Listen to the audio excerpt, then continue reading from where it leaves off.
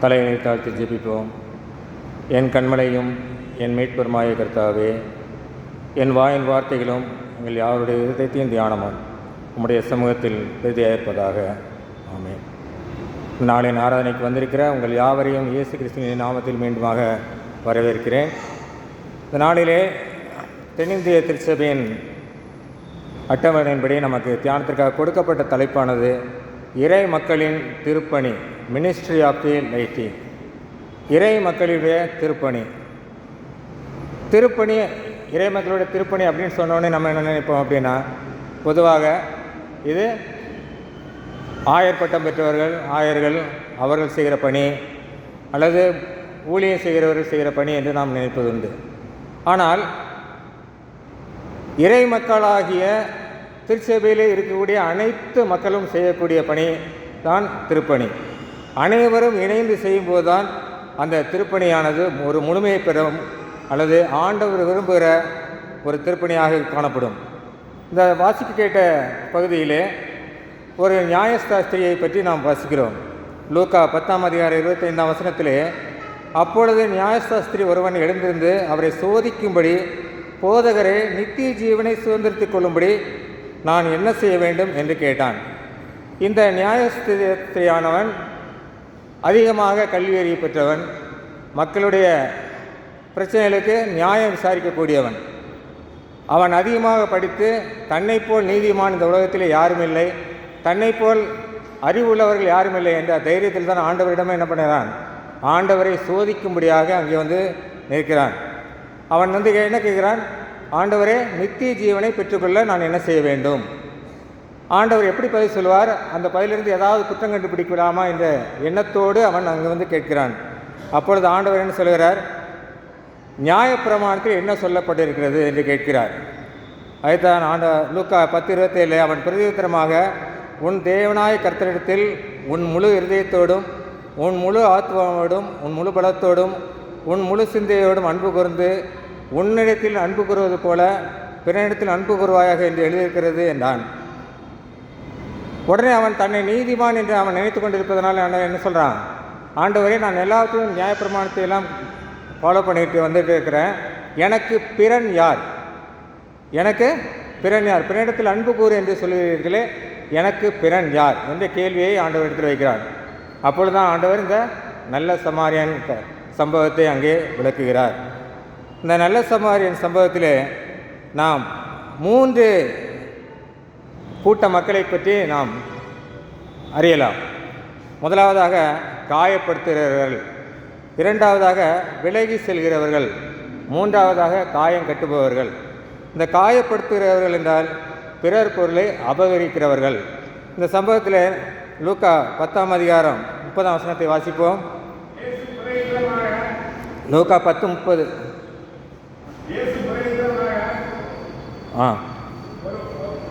ஒரு மனுஷன்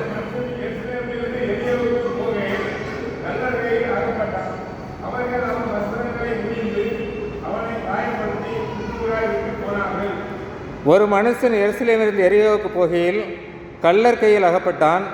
அவர்கள் அவன் வஸ்திரங்களை உரிந்து கொண்டு அவனை காயப்படுத்தி குற்றுயிராக விட்டு போனார்கள்.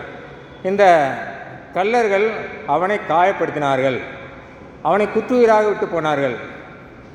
அந்த கள்ளர்களை காட்டிலும் நாம் எப்படி இருக்கிறோம்? நாம் கள்ளர்களை விட சிறந்தவர்களா? நாம் மற்றவர்களுடைய காயத்தை மற்றவர்களுக்கு காயப்படுகிற மாதிரி அடிக்கிறோமா? மற்றவர்களுடைய வஸ்திரங்களை உரிந்து கொள்கிறோமா என்று நாம் சிந்தித்தோம் என்றால் நாம் இல்லை என்று சொல்லுவோம். நாம் அதெல்லாம் இல்லை, நான் ஒரு நீதிமான் என்று நாம் நமக்குள்ளே நினைத்து கொள்வோம். அந்த கள்ளர்களைப் போல நான் அந்த வாலிபனுடைய சரீரத்தை தாக்கவில்லை, அவனுடைய வஸ்திரங்களை உரிந்து கொள்ளவில்லை என்று நாம் நினைப்பதுண்டு. ஆனால் இந்த உலகத்திலே மற்றவர்களுடைய சந்தோஷத்தை, சமாதானத்தை, அவருடைய தைரியத்தை, அவருடைய தன்னம்பிக்கையை உரிந்து கொள்கிற அனைவருமே கள்ளர்கள் தான்.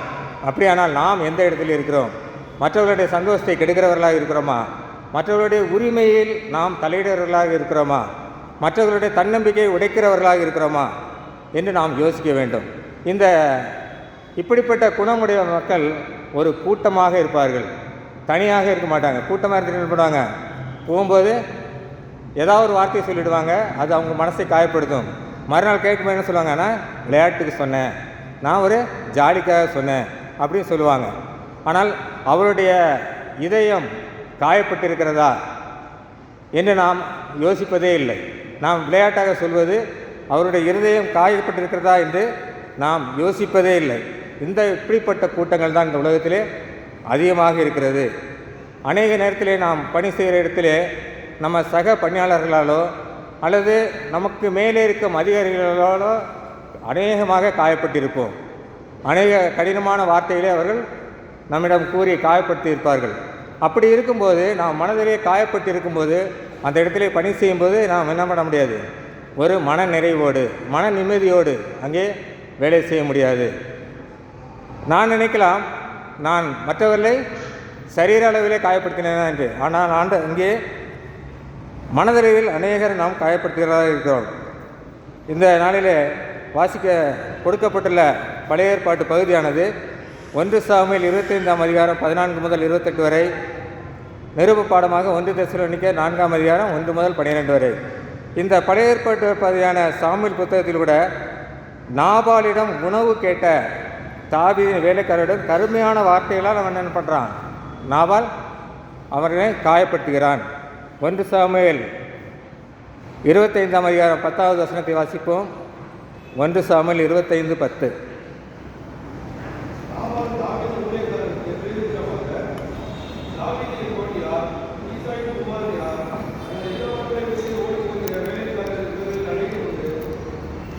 நாபால் தாவீதின் ஊழியக்காரர் பிரேத்திரமாக, தாவீது என்பவன் யார், ஈசாயின் குமாரன் யார் என்று கேட்கிறான். இந்த நாபாலானது அவனுடைய குணங்களை குறித்து நாம் பார்த்தோம் என்றால், அவன் 3ஆம் வசனத்திலே அந்த புருஷனோ முரடனும் துராகிதனுமாயிருந்தான், அவன் காலேபுடைய சந்ததியான். அப்படியானால் மற்றவர்களுடைய மனதை காயப்படுத்தக்கூடிய வசனங்களை வார்த்தைகளை பேசக்கூடிய நாமெல்லாம் யார்? மற்றவருடைய மனது காயப்படும்படியாக பேசக்கூடிய நாம் யார்? மூடனும் முரடனும் துராயுதனமாக இருக்கிறோம். அப்படிப்பட்ட அந்த நாபால் என்ன சொல்கிறான், தாவீது என்பது யார் எனக்கு தெரியாது. ஆனால் தாவீது அந்த நாபால் இடத்துல உதவி கேட்கும்போது என்ன சொல்கிறான் என்றால், 6ஆம் வசனத்திலே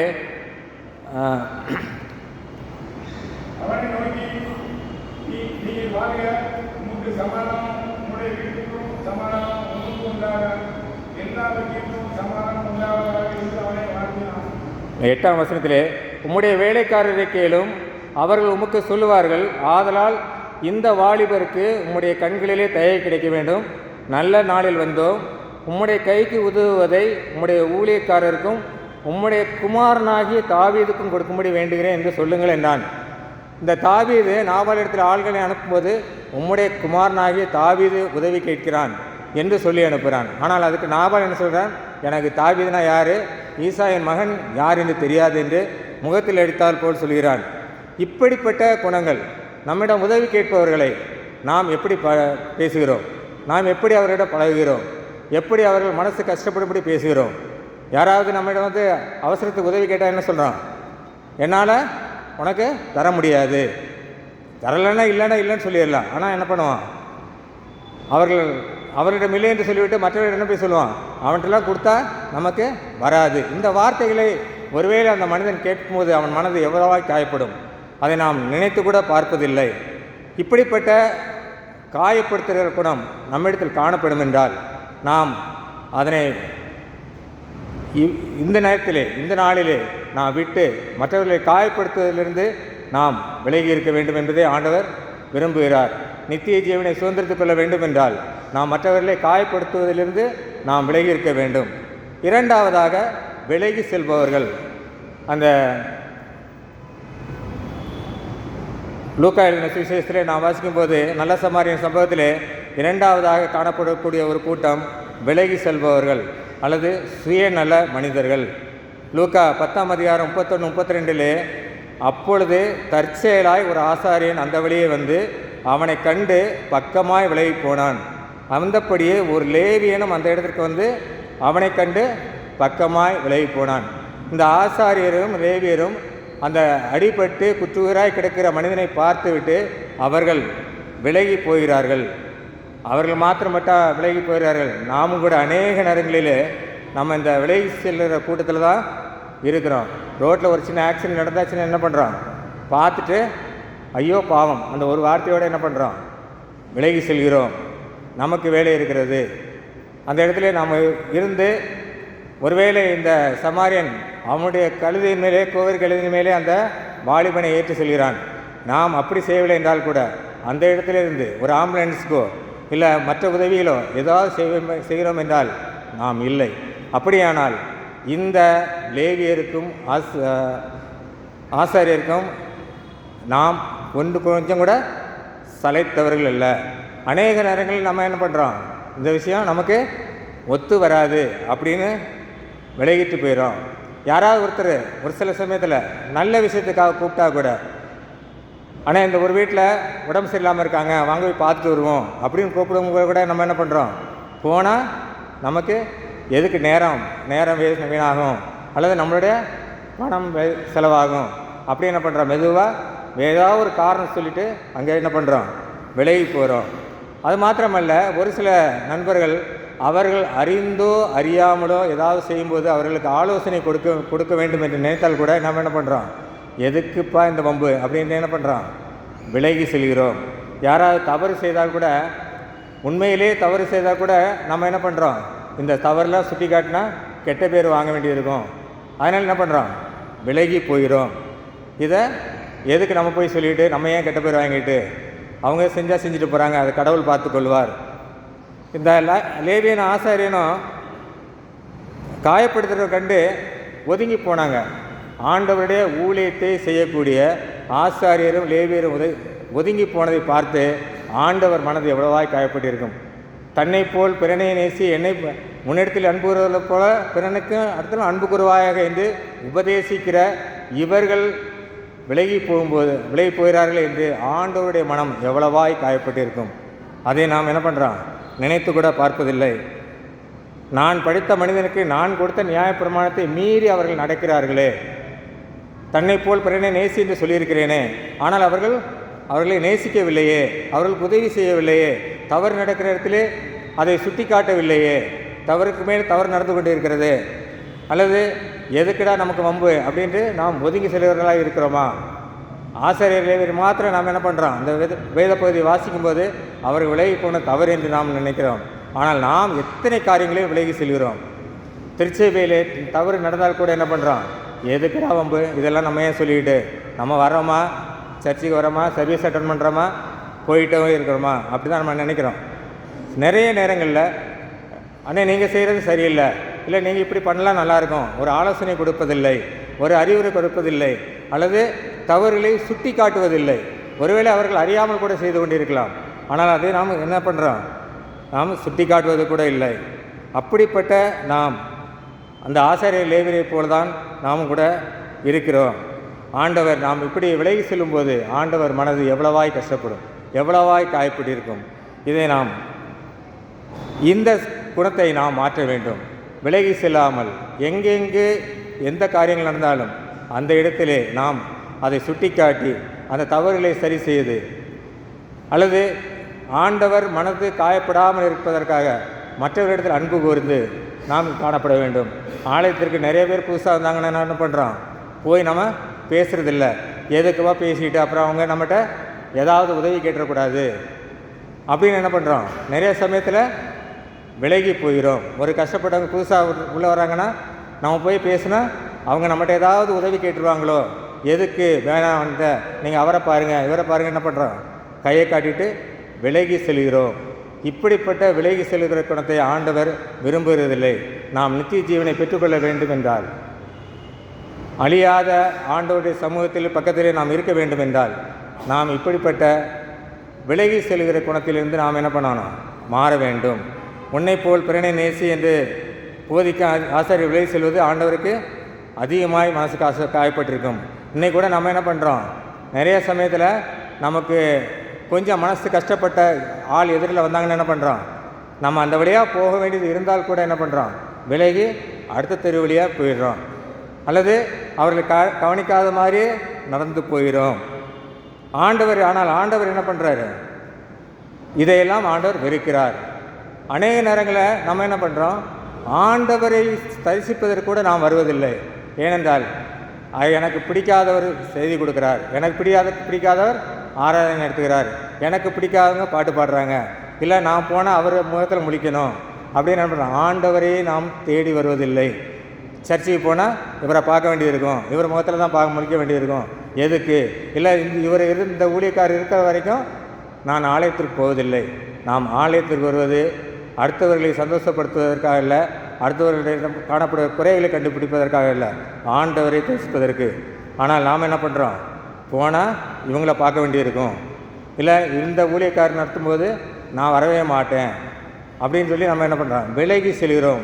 விலகி செல்வது அந்த ஊழியக்காரரையோ அல்லது அந்த சர்வீஸ் நடத்துகிறவர்களை விட்டு விலகி செல்வதல்ல, அல்லது அந்த நபரை விட்டு பிரிந்து செல்வதல்ல, ஆண்டவரை விட்டு நாம் விலகி செல்கிறோம் என்பதை அறிந்து கொள்ள வேண்டும். இப்படிப்பட்ட விலகி செல்கிற குணங்கள் இருந்தால் நாம் அவற்றை மாற்ற வேண்டும்.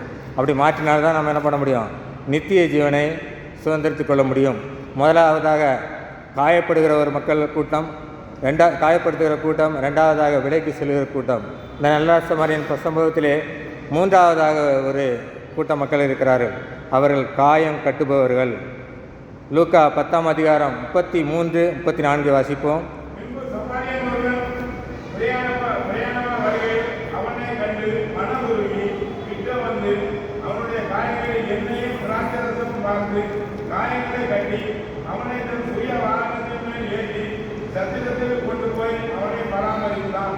அந்த காயப்பட்டு கிடந்த மனிதனை அந்த வழியாக வந்த லேவியரும் ஆசாரியரும் கண்டு விலகி போகும்போது கூட அங்கே வந்த சமாரியன் என்ன பண்ணுறான், அவனை கண்டு மனதுருகி கிட்ட வந்து அவன் காயங்களில் எண்ணெயும் திராட்சரசம் வார்த்து காயங்களை கட்டி அவனை தன் சுய வாகனத்தில் மேற்றி சத்திரத்து கொண்டு போய் அவனை பராமரித்தான்.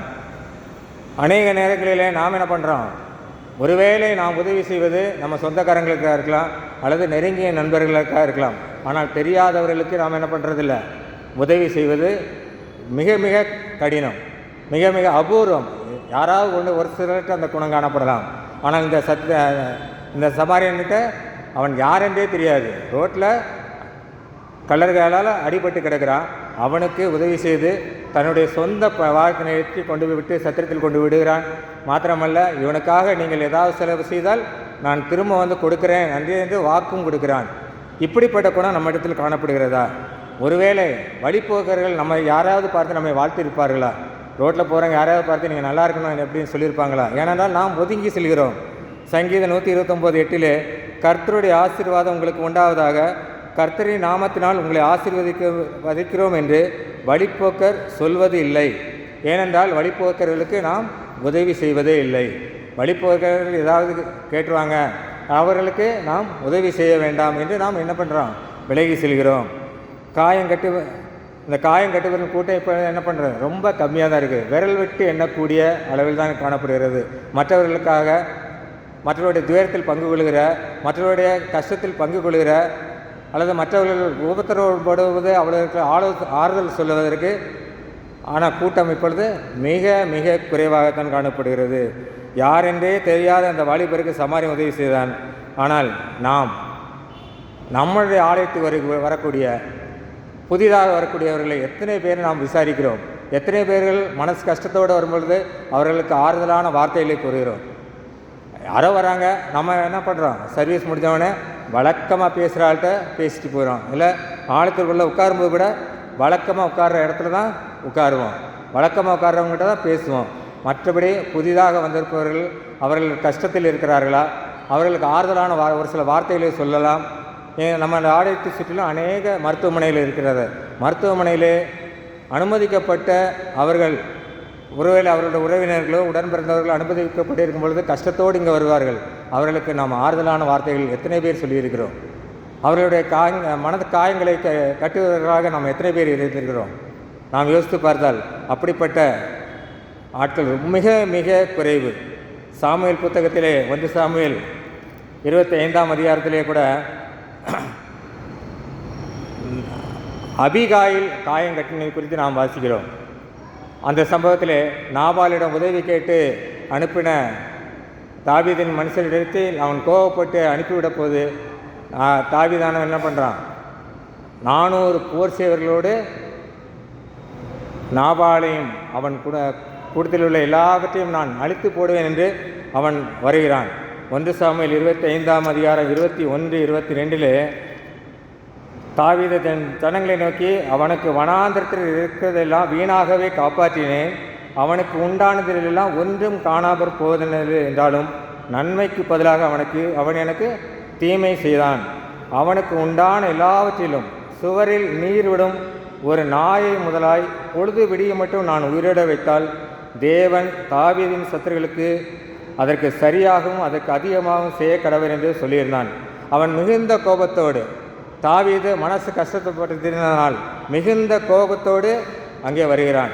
இதை கேள்விப்பட்ட அபிகாயில் என்ன பண்ணுறான், அங்கே ஒரு சமாதானத்தை உருவாக்க முயற்சி செய்கிறாள், சமாதான கட்டை உருவாக்க முயற்சி செய்கிறாள். 1 சாமுவேல் 25ஆம் அதிகாரம் 18ஆம் வசனத்திலே 1 சாமுவேல் 25:18 அப்பொழுது அபிகாயில் தீவிரமாய் 200 அப்பங்களையும் 2 துருத்தி திராட்சரசத்தையும் சமையல் பண்ணப்பட்ட 5 ஆடுகளையும் 5 படி பயற்றையும் வறுத்த பயற்றையும் வற்றலாக்கப்பட்ட 100 திராட்சை குலைகளையும் வற்றலான 200 அத்திப்பழ இலையையும் எடுத்து கழுதின் மேல் ஏற்றி தாவீதிடத்தில் கொண்டு வந்து கொடுக்கிறார். அந்த சமாதான குளத்தில் அங்கே அந்த நாபாலுக்கும் தாவீதுக்கும் இடையே அந்த சமாதான குளத்தில் எதனால் வந்தது? ஏனென்றால் அந்த உணவுக்காக தான். அவன் தாவீது தன்னுடன் இருக்கக்கூடிய ஆட்களுக்கு உணவுக்காக நாபாலிடத்தில் கேட்கிறான். அவன் உணவு கொடுக்க முடியாது என்று சொன்னதனால் அங்கே பிரிவினை எதனால் வந்தது? அந்த உணவினால் வந்தது. இதை அறிந்த என்ன பண்ணுறாள், அவள் எல்லா உணவுகளையும் தயார் செய்து தாவீதிடத்தில் கொண்டு போய் கொடுக்கிறார். அப்படி அவள் அங்கே சமாதானத்தை உண்டு பண்ணும் முயற்சியில் ஈடுபடுகிறாள்.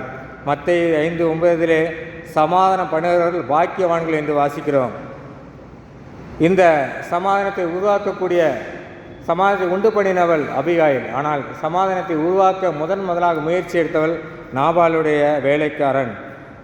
1 சாமுவேல் 25ஆம் அதிகாரம் 14ஆம் வசனத்திலே அப்பொழுது வேலைக்காரர்கள் ஒருவன் நாபாலுடைய மனைவியாகிய அபிகாலை நோக்கி, இதோ நம்முடைய எஜமானுடைய சுகசெய்தி விசாரிக்க தாவீது வனாந்திரத்திலிருந்து ஆட்களை அனுப்பினான், அவர்கள் பேரில் அவர் சீறினார், அவர் கோவப்பட்டார்.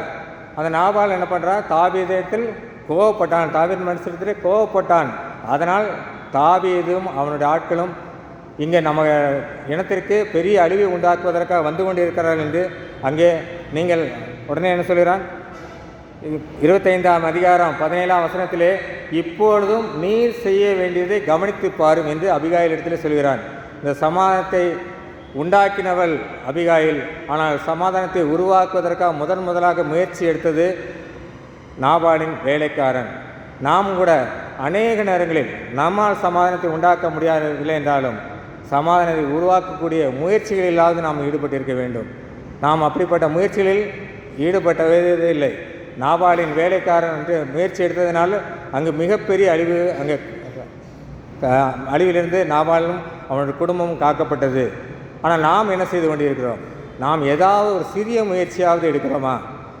ஒரு இடத்துல பிரச்சனைகள் இருக்கிறது என்றால் அந்த பிரச்சனைகளை சுமூகமாக தீர்ப்பதற்கு ஒருவேளை 2 பேரும் ஒத்து வரவில்லை என்றால் 3வது ஆளாக நாம் நின்று அங்கே அவர்கள் இருவருக்கு இடையே சமாதானத்தை உண்டு பண்ணும் முயற்சியிலே நாம் ஈடுபட்டிருக்கிறோமா?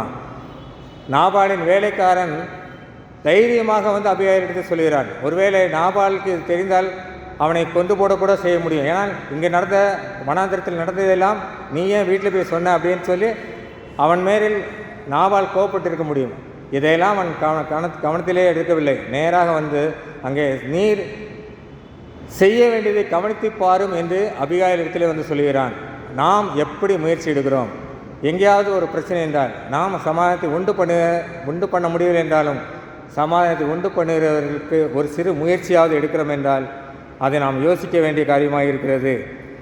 இந்த செய்தியை கேட்டவுடன் என்ன பண்ணுகிறார், அபிகாயிலும் கூட சமாதானத்தை உண்டு பண்ணுவது தீவிரமாக செயல்பட்டால் என்று வாசிக்கிறோம். 1 சாமுவேல் 25ஆம் அதிகாரம் 18ஆம் வசனத்திலே அப்பொழுது அபிகாயில் தீவிரமாய், அவள் கொஞ்சம் கூட யோசிக்கல, டைம் எடுக்கலை, ஒரு சமாதான பிரச்சனை அங்கே குலைச்சல் உண்டாகிவிட்டதுனால ஒரு தீவிரமாக அவங்க சமாதானத்தை உண்டு பண்ண அவள் தயாராகிறாள். நாம் எப்படி இருக்கிறோம்? எங்கேயாவது ஒரு 2 பேருக்கு இடையில பிரச்சனை, இல்லை ஆலயத்தில் 2 பேருக்கு பிரச்சனை அப்படின்னா அதில் சமாதானத்தை உண்டு பண்ணுவதற்கு நாம் தீவிரமாக இறங்குகிறோமா? அந்த முயற்சி எடுக்கிறோமா? இல்லை நாம் சரி அவங்க 2 பேர் தான் சண்டை போயிடுகிறாங்க அப்படின்னு நாம் விலகி போயிடுறோமா? நாம் கொஞ்சம் யோசித்து பார்க்க வேண்டும். இங்கே அவள் என்ன பண்ணுறாள்? அபிகாயில் தீவிரமாக செயல்பட்டாள். மாத்திரமல்ல, 1 சாமுவேல் 25ஆம் அதிகாரம் 23ஆம் வசனத்திலே தாவீதுக்கு நேராக தரையில் முகங்குப்புற விழுந்து பணிந்தாள். தன் கணவன் செய்த தவறுக்காக, தன்னுடைய மதீனமான பேலியாளி மனுஷனாக இருக்கக்கூடிய நாபால் செய்த தவறுக்காக அபிகாயில் அங்கே மன்னிப்பு கோருகிறாள். தரையில் விழுந்து தாழ பணிகிறாள். மாத்திரமல்ல, தன் 25ஆம் அதிகாரம் 24 முதல் 27 தாவீதிடம் தன் கணவனுக்காக வேண்டு செய்து மன்னிப்பு கோருகிறாள். நாம் நம்மிடத்தில் சமாதானத்தில் பிரச்சனையை உருவாக்குகிறவரிடத்தில் நாம் எப்படி மன்னிப்பு கேட்கிறோமா? அபிகாயில் தவறு செய்யவில்லை. ஆனால் தவறு செய்யாத அபிகாயில் தன் கணவருக்காக போய் அங்கே முறையிடுகிறாள். நாம் கூட இருக்கக்கூடிய நம்முடைய திருச்சபை மக்கள் 2 பேருக்கிடையே பிரச்சனை என்றால், அல்லது நம்ம உறவினர்களுக்கிடையே 2 பேருக்கு பிரச்சனை என்றால், அல்லது நம்ம வசிக்கக்கூடிய இடத்திலே 2 பேருக்கு இடையே பிரச்சனை என்றால், அல்லது நமது பணி செய்கிற இடத்துல 2 பேருக்கு இடையே பிரச்சனை என்றால், நாம் அவர்களுக்காக சமாதானத்தை உண்டு பண்ணுவதற்காக மன்னிப்பு கோருகிறோமா? இல்லை அவரிடத்தில் போய் இனிமையாக பேசுகிறோமா? நாபால் கோபமாக பேசி தாவீதை திட்டி அனுப்புகிறான். ஆனால் அபிகாயில் என்ன பண்ணுறான்? இனிமையாய் பேசுகிறாள். என் ஆண்டவனாகிய நீர் என்று தாவீதை பார்த்து சொல்கிறாள். நாம் இனிமையாக பேசுகிறோமா? மாத்திரமல்ல, 1 சாமுவேல் 25ஆம் அதிகாரம் 27 இப்போதும் உமது அடியால் என் ஆண்டவனை கொண்டு வந்த காணிக்கை ஏற்றுக்கொண்டு என் ஆண்டவனை பின்பற்றுகிற வாலிபருக்கு கொடுப்பீராக. நான் கொண்டு வந்த காணிக்கைகளை நீங்கள் ஏற்றுக்கொள்ள வேண்டும் என்று அவள் என்ன பண்ணுறாள்? தாவீதிடத்தில் மன்றாடி கேட்கிறாள். தவறு செய்தது நாபால், ஆனால் அபிகாயில் போய் மன்னிப்பு கேட்கிறாள். நாம் நமது உறவினர்களுடைய பிரச்சனை என்றால் நாம் அவர்களுக்கு மத்தியஸ்தராக நின்று அவருக்காக நாம் மன்னிப்பு கேட்கிறப்பா அப்படி என்று சொல்லுகிறவர்கள் எத்தனை பேர் இருக்கிறோம்? யோசித்து பார்க்க வேண்டும். மாத்திரமல்ல, 25ஆம் அதிகாரம் 35ஆம் வசனத்திலே அவள் தனக்கு கொண்டு வந்ததை தாவீது அவள் கையில் வாங்கி கொண்டு அவளை பார்த்து, நீ சமாதானத்தோடே உன் வீட்டுக்கு போ, இதோ நான் உன் சொல்லை கேட்டு உன் முகத்தை பார்த்து இப்படி செய்தேன் என்றான். தாவீது என்ன பண்ணுறான்? அபிகாயில்கிட்ட உன் முகத்தை பார்த்து உன் சொல்லை கேட்டு உன் முகத்தை பார்த்து நீ இப்படி செய்தேன், எப்படி செய்தால் அதை ஏற்றுக்கொண்டான். அவளை என்ன பண்ணுறான்? நீ சமாதானத்தோடே உன் வீட்டுக்கு போ என்று அனுப்புகிறான். நாமும் கூட சமாதானத்தை உண்டு பண்ணுபவர்களாக, காயம் கட்டுபவர்களாக நாம் இருக்க வேண்டும் என்று ஆண்டவர் விரும்புகிறார். நாம் எப்படி இருக்கிறோம்? மற்றவர்களை காயப்படுத்துகிறவர்களாக இருக்கிறோமா? அல்லது நாம் சுயநல மனிதர்களாக விலகி செல்வர்களாக இருக்கிறோமா? அல்லது காயம் கட்டுபவர்களாக சமாதானத்தை உண்டு பண்ணுவர்களாக இருக்கிறோமா என்று நாம் யோசிக்க வேண்டும். இறை மக்களின் திருப்பணி என்பது ஒரு அருட்செய்து கொடுப்பதோ அல்லது மற்றவர்களுக்காக ஜெயிப்பது மாத்திரமல்ல, மற்றவருடைய துன்பத்தில் பங்கு கொள்வது, மற்றவர்களுடைய கஷ்டத்திலே நாம் பங்கு கொள்வது, அவருடைய காயங்களை கட்டுவது. இது ஒரு சில குறிப்பிட்ட மனிதர்களுக்குரியது அல்ல. இறைவனை பற்றி அறிந்த இறைமக்கள் அனைவருடைய திருப்பணியும் அதுதான். ஒரு சாட்சியுள்ள வாழ்க்கையை வாழ்வது தான் ஆண்டவர் நம்மிடம் எதிர்பார்க்கிறார். காயப்பட்ட மனிதர்களின் காயம் கட்டவர்களாக நாம் நல்ல சமாரியனாக இருக்க வேண்டும் என்று ஆண்டவர் விரும்புகிறார். அப்படி இருந்தால் தான் ஆண்டவர் என்ன சொல்வார்? எனக்காக நான் எதிர்பார்க்கக்கூடிய நல்ல சமாரியானாக இந்த சகோதரன் இருக்கிறான், இவனைப் போல இதற்கு முன்பாக யாரும் இருந்ததில்லை என்று ஆண்டவர் சாட்சி கொடுக்கிறவராக இருப்பார். அநேகரை குறித்து ஆண்டவர் வேதத்தில் நாம் வாசிக்கிறோம், இவனுக்கு முன்னாடியும் பின்னாடி இவனைப் போல் இருந்ததில்லை என்று நாம் வாசிக்கிறோம். ஆதியாகமம் 41ஆம் அதிகாரம் 38-39 யோசேப்பை போல வேகமுள்ளவன் வேறொருவனும் இல்லை என்று நாம் வாசிக்கிறோம். மாத்திரமல்ல, உபாகம் 34:22 மோசேயைப் போல ஒரு தீர்க்கதரிசி இஸ்ரவேலில் அதுக்கப்புறம் எழும்பினது இல்லை என்று வாசிக்கிறோம். யோசுவா 10ஆம் அதிகாரம் 14ஆம் வசனத்திலே கர்த்தர் யோசுவாவின் சொல்லை கேட்ட நாள் போல அதற்கு முன்னால் அந்த நாள் இருந்ததில்லை, அதற்கு பின்னாலும் இருந்ததில்லை என்று வாசிக்கிறோம். யோபு 1ஆம் அதிகாரம் 8ஆம் வசனத்திலே யோபையைப் போல உத்தமனும் சர்மான்கனும் தேவனுக்கு பயப்படுவரும் பூமியில் இல்லை என்று ஆண்டவர் யோபையை குறித்து சொல்கிறார். 1 ராஜாக்கள் 3:12 சாலமோனைப் போல ஞானமும் உணர்வும் உள்ளவன் சாலமோனுக்கு முன்னும் பின்னும் இருந்ததில்லை என்று வேதத்திலே வாசிக்கிறோம். 2 ராஜாக்கள் 18ஆம் அதிகாரம் 5ஆம் வசனத்திலே கர்த்தர் மேல் நம்பிக்கை வைத்ததிலே எசேக்கியைப் போல யாரும் இல்லை என்று வாசிக்கிறோம். 2 ராஜாக்கள் 23:25 நியாயப்பிரமாணத்தின்படி நடந்த ராஜாக்களில் யோசுவாவைப் போல யாரும் இருந்ததில்லை என்று வாசிக்கிறோம். அந்த நாளிலும் கூட நம்மை குறித்து ஆண்டவர் என்ன சொல்லுவார்? சமாதானம் பண்ணுகிறதிலே, காயம் கட்டுகிறதிலே இவரைப் போல, இந்த சகோதரனைப் போல, இந்த சகோதரியைப் போல இதற்கு முன்னும் பின்னும் நான் பார்த்தது என்று ஆண்டவர் நம்மை குறித்து சாட்சி சொல்வாரா? நாம் இதை குறித்து நாம் யோசிக்க வேண்டும். நாம் காயம் கட்டுபவர்களாக இருக்க வேண்டும். மற்றவர்களை காயப்படுத்துகிறவர்களாக அல்ல, மற்றவர்களுடைய மனதை புண்படுத்துகிறவர்களாக அல்ல, அல்லது மற்றவருடைய துன்பத்தை கண்டு விலகி போகிறவர்களாக அல்ல, மற்றவர்களுடைய காயத்திலே அவர்களை ஆறுதல் படுத்துகிறவர்களாக, அவர்களுக்கு உதவி செய்கிறவர்களாக நாம் இருக்க வேண்டும் என்று ஆண்டவர் விரும்புகிறார். அப்படிப்பட்ட குணத்தை, அப்படிப்பட்ட நல்ல குணங்களை ஆண்டவர் நமக்கு தரும்படியாக நாம் ஆண்டவரிடத்தில் வேண்டிக் கொள்வோம், ஜெபிப்போம். எங்களை நேசிக்கிற அன்பின் பரலோக பிதாவை நன்றியோடு துதிக்கிற ஆண்டவரே, அந்த நல்ல சமாரின சம்பவத்தைப் போல ஆண்டவரே நாங்கள் காயம் உருவாக்குறவர்களாக இல்லை, அல்லது காயப்பட்ட மனிதர்களை கண்டு விலகி செல்பவர்களாக இல்லை, காயப்பட்ட மனிதர்களின் காயத்தை போக்குகிறவர்களாக, அவர்களுக்கு ஆறுதல் சொல்பவர்களாக, அல்லது அபிகாயிலைப் போல சமாதான குலைச்சல் உண்டான இடத்திலே சமாதானத்தை உண்டு பண்ணக்கூடியவர்களாக நீர் எங்களை மாற்ற முடியாது ஜெபிக்கிறோம் ஆண்டவரே. எங்களிடம் காணப்படுகிற குறைகள் குற்றங்களை எல்லாம் மன்னித்து எங்களையும் ஒரு நீர் விரும்புகிற நல்ல சமாரியனைப் போல எங்களை நீர் உருவாக்க முடியும் உம்முடைய கெஞ்சுகிறோம். அப்படிப்பட்ட நல்ல குணங்களை ஆண்டவரே நீர் எங்கள் தரும்படியாக ஜெபிக்கிறோம் ஆண்டவரே. உம்முடைய கருத்திலே எங்கள் ஒவ்வொருவரையும் ஒப்புக்கொண்டு ஜெபிக்கிறோம். நல்ல சமாரியனாக எங்களை மாற்றும். எங்களைப் போல மற்றவர்கள் உதவி செய்கிறவர்கள் இதற்கு முன்னும் பின்னும் இருந்ததில்லை என்று நீர் எங்களை குறித்து சொல்லும்படியாக நாங்கள் நடந்து கொள்ள கர்த்தர் கிருபை செய்யும்படியாக ஜெபிக்கிறோம். உம்முடைய கருத்திலே எங்கள் அனைவரும் ஒப்புக்கொண்டு ஜெபிக்கிறோம். இயேசுவின் மூலம் ஜெபிக்கிறோம், ஜீவனுள்ள பிதாவே.